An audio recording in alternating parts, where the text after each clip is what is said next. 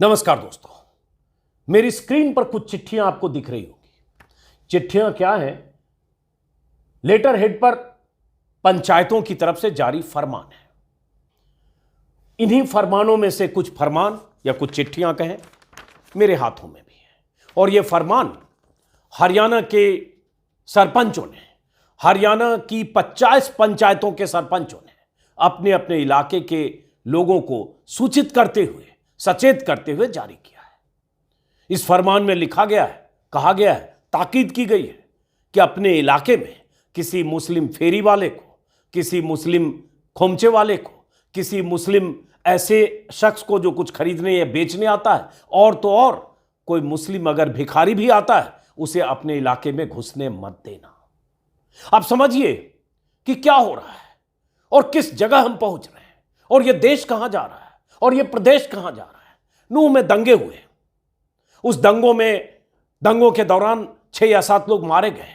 दंगे कैसे हुए, शुरुआत कैसे हुई, मंदिर की तरफ जो यात्रा जा रही थी या मंदिर परिसर में जो लोग जमा थे उनके ऊपर फायरिंग हुई, पहाड़ियों से हुई, किसने प्रोवोक किया, किसने पहले वीडियो जारी किया, कैसे मोनू मानेसर का वीडियो पहले आया, कैसे बिट्टू बजरंगी ने उकसाया, वो सारी बातें बहुत बार हो चुकी हैं।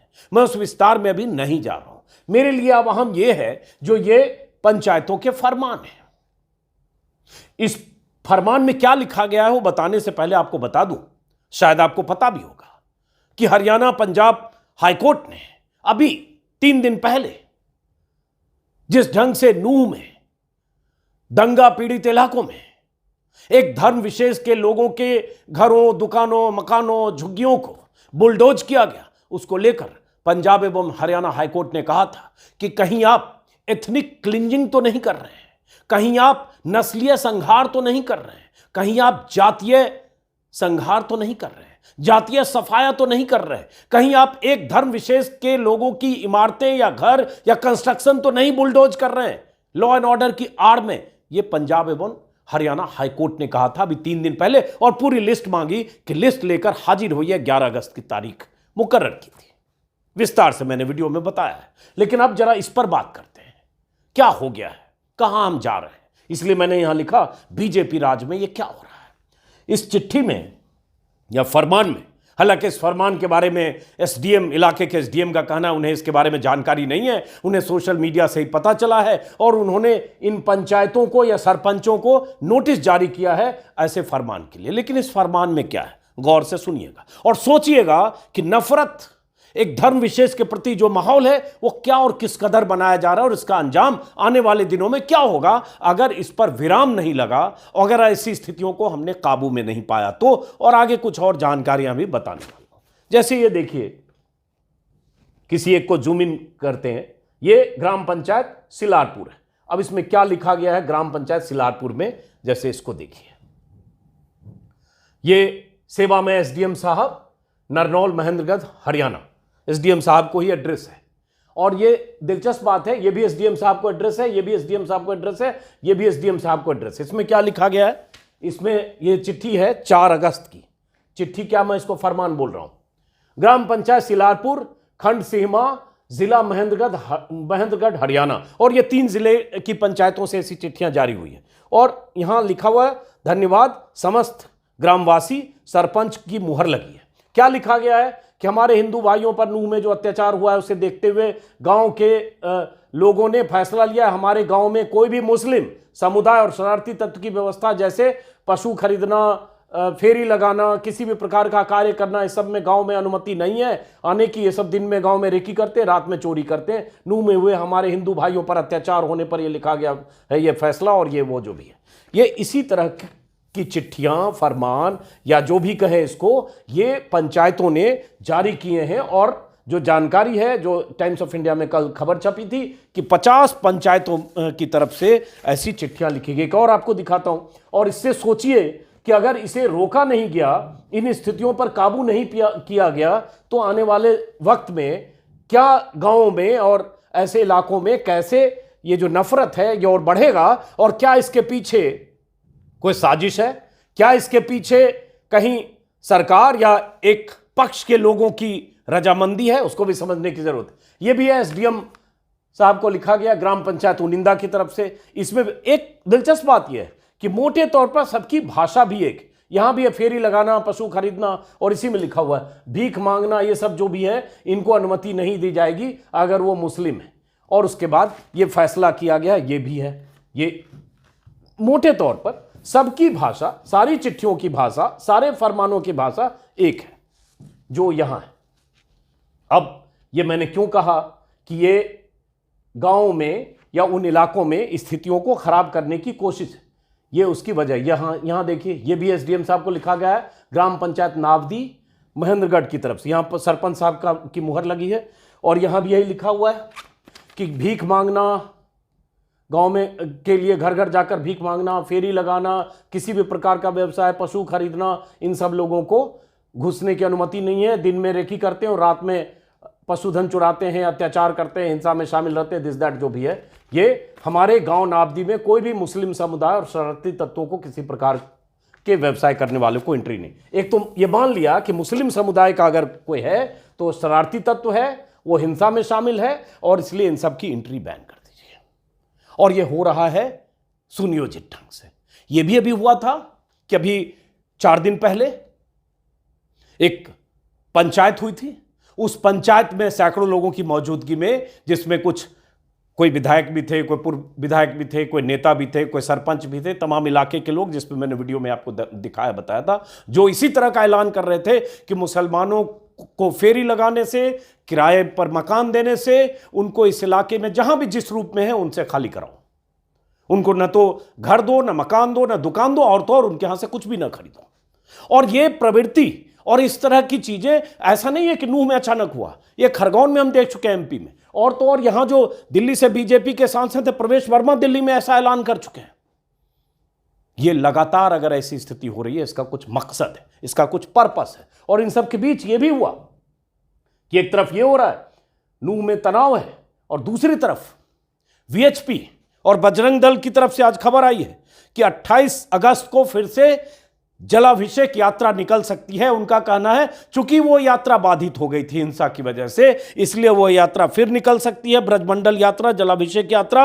और उसके बाद उसकी तैयारी शुरू हो गई है, वो मीटिंग कर रही है। एक तरफ तनाव, बुलडोजर का चलना, एक धर्म विशेष पर टारगेट के आरोप, और अब तो हम कह नहीं रहे, हम तो कह ही रहे, लेकिन अब तो हाईकोर्ट ने भी ये पूछा है कि आप एथनिक क्लिंजिंग तो नहीं कर रहे, आप नस्लीय हिंसा तो नहीं कर रहे। एक तरफ उस तरह की चिट्ठी, वही खबर टाइम्स ऑफ इंडिया में छपी है, जिसने रिपोर्टर ने विस्तार से, अंकिता आनंद की रिपोर्ट है, जिसने लिखा है कि 50 पंचायत ने, हरियाणा डिस्ट्रिक्ट की, हरियाणा के 50 पंचायतों ने लेटर लिखी है कि मुस्लिम को एंट्री बैन करें। हालांकि एसडीएम का कहना है उन्होंने शो कॉज नोटिस जारी किया है। अब ये शो कॉज नोटिस जारी किया, उस पर क्या होता है आगे की बात है। लेकिन क्या ये हेट स्पीच की श्रेणी में इस तरह की बात जो अपील कर रहे हैं, जो वीडियो वायरल हो रहे हैं, जिस वीडियो में ढोल नगाड़े के साथ कोई जत्था चल रहा है, वो इसी तरह की बातें करता चल रहा है कि मुसलमानों का बहिष्कार करो, उनको दुकान मत दो, या उनकी दुकान से सामान मत खरीदो, उन्हें किराए पर मकान न दो, आपके इलाके में उस पर नजर रखो और उनसे दूरी बनाओ, क्या हेट स्पीच नहीं है? कि क्या इससे तनाव पैदा करने की कोशिश नहीं है? और अगर है तो इसका मकसद क्या है? चुनाव है। ध्रुवीकरण के लिए आपको एक जगह कोई चाहिए, कोई केंद्र चाहिए, कोई प्रयोगशाला चाहिए, और उसका असर आप चाहते हैं बाकी जगह हो, और उसी को एजेंडा पर लाएं और लगातार कहें कि देखिए एक धर्म विशेष के लोग कैसे दंगाई होते हैं। फिर मैं कहूंगा, दंगा में जितने लोग शामिल थे, चाहे वो हिंदू हो चाहे मुसलमान हो, चाहे पहाड़ियों पर तैनात होकर या पहाड़ियों से जिन्होंने मंदिर में छिपे लोगों या मंदिर में बचने की कोशिश कर रहे लोगों पर फायरिंग की, उन सब की गिरफ्तारी हो, उनके खिलाफ सख्त कार्रवाई हो। लेकिन मंदिर परिसर से जो फायरिंग कर रहे थे उन पर भी वही धाराएं लागू हो, जो उस काफिले में थे, जिनके पास हथियार थे, उनके पास भी हथियार अगर थे, और वो भी अगर मंशा उनकी हिंसा की थी और हिंसा में शामिल थे, उन पर भी वही धाराएं लगे। और हथियार धर्म यात्रा में थी, ये सवाल तो मोदी सरकार के मंत्री राव इंद्रजीत सिंह उठा रहे हैं कि धार्मिक यात्रा में गए लोगों के पास हथियार क्यों था, क्यों लेकर हथियार गए थे। लेकिन फिर उन सवालों से बाहर निकलते हैं जो नूह में हो रहा है। एक तो ये पंचायत, उसके बाद वीएचपी की तरफ से ये कहना कि हम फिर से अभी धार्मिक यात्रा जो अधूरी थी वो निकालेंगे, और इससे यही है कि उस तनाव वाले माहौल में तीली लेकर जाना है, तनाव पैदा और करना है। क्या अनुमति मिलेगी? जो पिछली धार्मिक यात्रा थी जिस धार्मिक यात्रा के दौरान हिंसा हुई उस धार्मिक यात्रा को लेकर हरियाणा के उप मुख्यमंत्री दुष्यंत चौटाला कह चुके हैं कुछ धार्मिक यात्रा में जितने लोगों को जाने की अनुमति थी उससे ज्यादा लोग थे। इसकी जानकारी यात्रा के आयोजकों ने सरकार को, पुलिस को नहीं दी थी। पुलिस की पर्याप्त तैनाती नहीं थी। पुलिस के जो नूंह के जिले के एसपी थे वही छुट्टी पर थे। पुलिस ने मुकम्मल इंतजाम नहीं किए। ये तो हरियाणा के डिप्टी सीएम कह चुके हैं। तो ये बातें सरकार की तरफ से आई, लेकिन उसके बाद हिंसा हुई, कोई शक नहीं है। 6 या 7 मौतें हुई, कोई शक नहीं है। मरने वाले उसमें 5 या 4 या 5 लोगों में 2 पुलिस के जवान थे, कोई शक नहीं।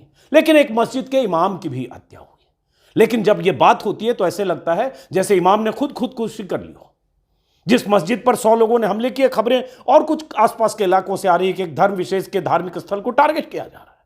तो उस बात को किनारे रखकर और इस तरह से चिट्ठियां जारी करके तनाव पैदा करना, इसका मकसद क्या? मैं इसी में देख रहा था जो खबर की है टाइम्स ऑफ इंडिया की रिपोर्ट में, उसी में यह भी कहा गया है कि एसडीएम ने कहा है कि ये उन्हें सिर्फ मिला व्हाट्सएप के जरिए, अभी जानकारी नहीं है। ये भी है कि जिन गांवों से, जिन पंचायतों की तरफ से ये जारी किया गया वह मुस्लिम पॉपुलेशन 2% या 3% या 4% है। लेकिन अगर 3, 4, 5% भी है, उसमें कई ऐसे हैं जो कई पीढ़ियों से रह रहे हैं, फिर आप नीचा दिखा रहे हैं या उन्हें बता रहे हैं कि आप दंगाई हो सबके सब, या आप उनके मतलब क्या कहें, उनकी किसी भी तरह की उनकी जो एक नागरिक के तौर पर जो उनके अधिकार हैं उनको कुचलते हुए उन्हें आप एक खांचे में फिट कर रहे हैं कि आप हमारे इधर नहीं आ सकते हैं, हमारे गांव में नहीं आइए क्योंकि आप दंगाई प्रवृत्ति के। एक दूसरी बात, एक खबर आज हिंदुस्तान टाइम्स में छपी है, वही जो पंजाब एवं हरियाणा हाईकोर्ट के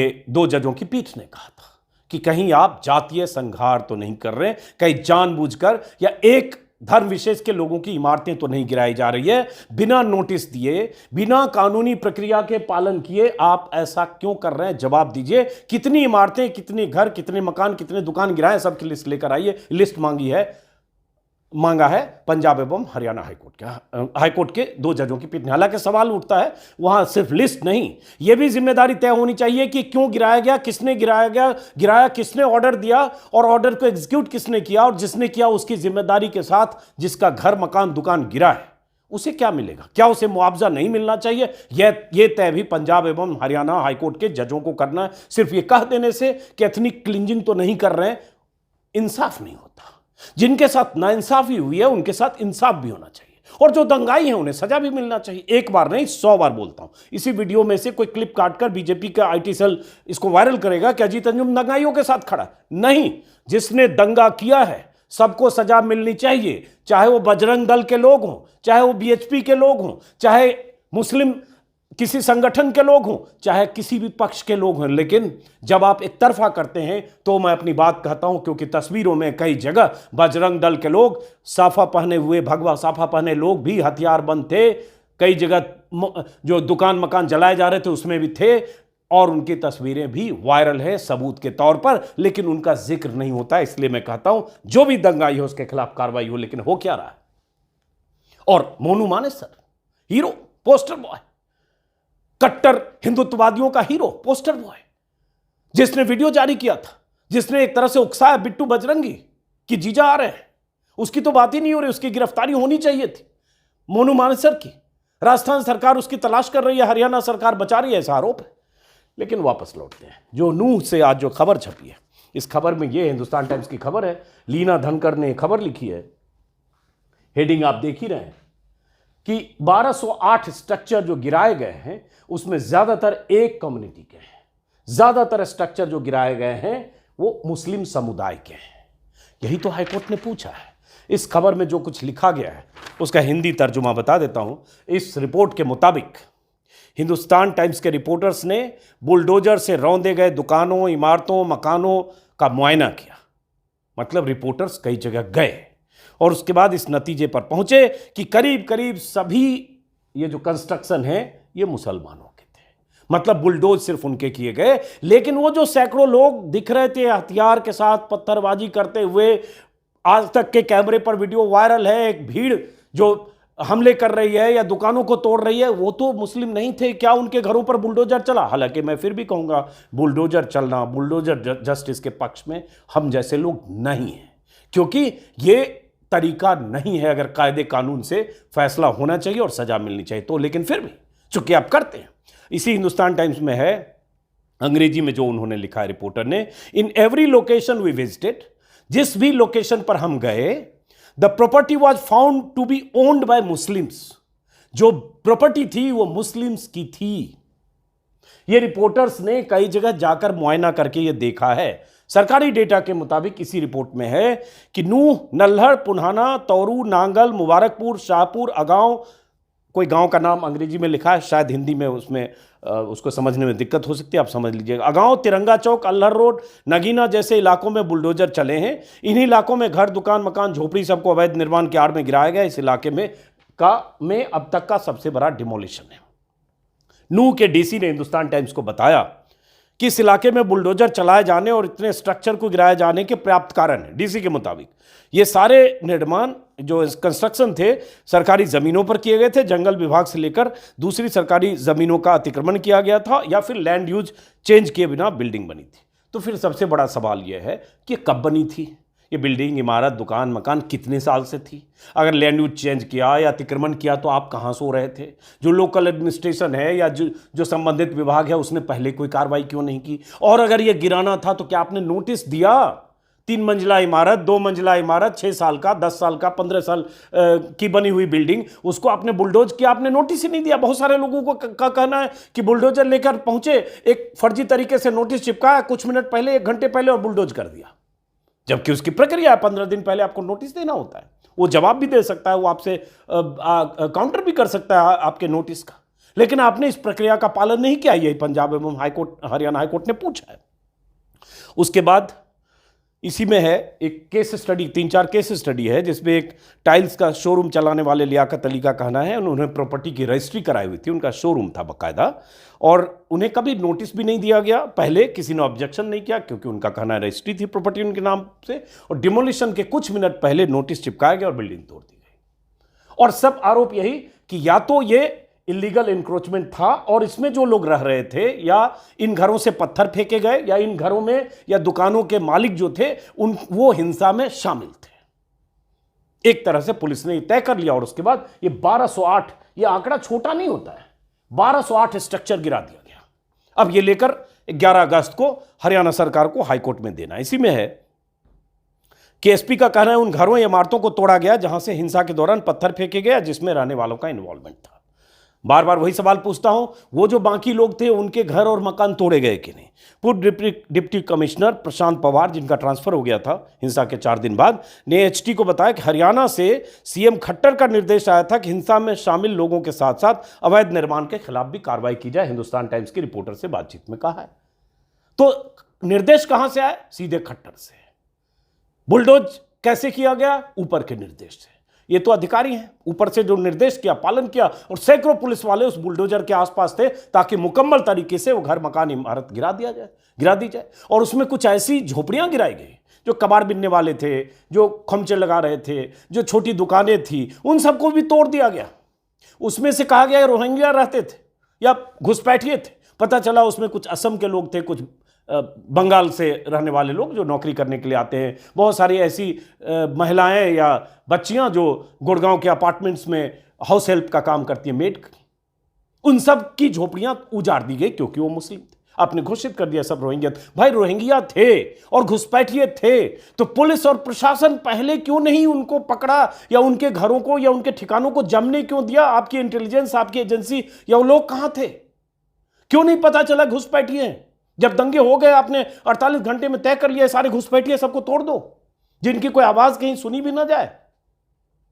और जो मकान 6-6, 10-10, 15-15 साल से बने थे, वो स्ट्रक्चर दिखता नहीं था नंगी आंखों से कि क्या है, लेकिन चूंकि आपको निशाना बनाना है तो आपने दर्ज कर लिया कि इन सब घरों से पत्थर चले। उसमें ऐसी भी 2-3 कहानियां हैं, परसों के वीडियो में शायद मैंने बताया था या कल, याद नहीं है मुझे। उसमें ऐसी भी कहानी है कि कोई अनीश नाम के शख्स, जिन्होंने अपने घर में, हिसार के रहने वाले, शायद रविंदर फोगाट नाम है उनका 2 दोस्तों के साथ वो गए थे, कंस्ट्रक्शन का काम करते हैं, और वो हिंसक भीड़ के सामने फंस गए। कार उन्होंने छोड़ी और उसके बाद अनीश नाम के उस मुस्लिम शख्स के घर में पनाह ली। अनीश ने उनकी मदद की, खाना पीना दिया, घर में कुछ घंटे रखा, जब स्थिति बाहर नॉर्मल हुई उन्हें ले जाकर पीडब्ल्यूडी के गेस्ट हाउस में छोड़ा ताकि हिसार लौट सके। लेकिन उस अनीश का भी घर बुलडोज कर दिया गया। और रविंद्र फोगाट पुलिस वालों को फोन करके बताते रहे कि अरे इस घर में तो मैंने पनाह ली है, इस घर से पत्थर नहीं चले, क्यों तोड़ रहे हो? तोड़ दिया। ये कल विस्तार से, कल या परसों द हिंदू की खबर। और ऐसे कुछ और घरों को तोड़ा गया। जिस घर में जिस शख्स ने 3 हिंदू भाइयों को पनाह दी, दंगाइयों से बचाया, उन्हें सुरक्षित उनके घर तक पहुंचने का इंतजाम किया, उस घर को भी आपने तोड़ दिया क्योंकि वो किसी मुस्लिम का घर था। लेकिन यह सवाल कौन पूछेगा? मीडिया को इससे मतलब नहीं। तो मुस्लिम अगर टारगेट पर है, मुसलमानों के घर रौंदे जा रहे हैं, तो जश्न का माहौल है। आपने तय कर दिया कि ये सब दंगाई है। इसी तरह से सब्जी बेचने वाले के ठीहे, कबाड़ बेचने वाले के झोपड़े, ये सब तोड़ दिया गया। हाईकोर्ट ने अब पूछा है, हरियाणा एवं पंजाब हाईकोर्ट ने। मुझे उम्मीद है कि हाईकोर्ट के पास जब 11 अगस्त को सरकार की तरफ से अगर लिस्ट पेश की जाती है कि कितने ऐसे अतिक्रमण या ऐसी बिल्डिंग, ऐसी इमारत, ऐसे स्ट्रक्चर को आपने तोड़े हैं, तो हाईकोर्ट जरूर स्क्रूटनी के लिए कोई कमेटी बनाएगा और यह तय करेगा कि तोड़ने वाले की जिम्मेदारी क्या है। जिनके घर, मकान, दुकान तोड़े गए हैं, बुलडोज किए गए, उन्हें मुआवजा भी मिले, उनके साथ इंसाफ हो। और हां, जो दंगाई हैं उन्हें सजा मिले, उनके साथ जितनी सख्त कार्रवाई हो सकती हो, चाहे वो दंगाई इधर के हो चाहे उधर के हो। मंशा अगर दंगे की है तो उसमें ऐसा नहीं है कि एक पक्ष को आप सलाखों के पीछे भेजें, दूसरे पक्ष के प्रति नरमी बरतें। सरकार का काम है दंगाइयों को पकड़ना, दंगाइयों का धर्म नहीं देखना। लेकिन यहां धर्म न देखा गया होता तो ऐसे फरमान न होते, धर्म नहीं देखा गया होता तो एक खबर न छपी होती कि 1208 स्ट्रक्चर जो गिराई गई उसमें ज्यादातर मुस्लिम थे। क्योंकि बार बार मैं कहूंगा, तस्वीर, सबूत, बहुत कुछ दूसरे पक्ष की तरफ भी इशारा करता है। फिलहाल दोस्तों, इस वीडियो को खत्म करने से पहले सुप्रीम कोर्ट में भी दरवाजा खटखटाया गया है। परसों भी शायद सुप्रीम कोर्ट में इंटरवेंशन के लिए हेट स्पीच के खिलाफ कपिल सिब्बल और कुछ याचिकाकर्ता की तरफ से सुप्रीम कोर्ट का दरवाजा खटखटाया गया चीफ जस्टिस ऑफ इंडिया की अदालत में कि जिस तरह से हेट स्पीच हो रहे हैं, जो लगातार हो रहे हैं, और हेट स्पीच को लेकर सुप्रीम कोर्ट ने सख्ती जताई है। हेट स्पीच को लेकर सुप्रीम कोर्ट ने कहा है कि राज्यों को सुओ मोटो अपनी तरफ से कार्रवाई करनी चाहिए, FIR करनी चाहिए, एक्शन लेना चाहिए। एक बार नहीं, परसों के वीडियो में विस्तार से सुप्रीम कोर्ट ने क्या कहा, कब का, वो सब बता चुका हूं। लेकिन क्या यह रुकेगा? क्या ऐसी बात कहना कि मुसलमानों का सामूहिक बहिष्कार करो, आने मत दो अपने इलाके में, घर, मकान, दुकान सब खाली कराओ, क्या यह हेट स्पीच नहीं है? यह अब तय करना है। फिलहाल इस वीडियो को खत्म करते हैं। अगर आपने मेरे YouTube चैनल को सब्सक्राइब किया है तो अच्छी बात है, नहीं किया है तो करिए, और सब्सक्राइब किया है, मुमकिन हो ज्वाइन करिए। नमस्कार।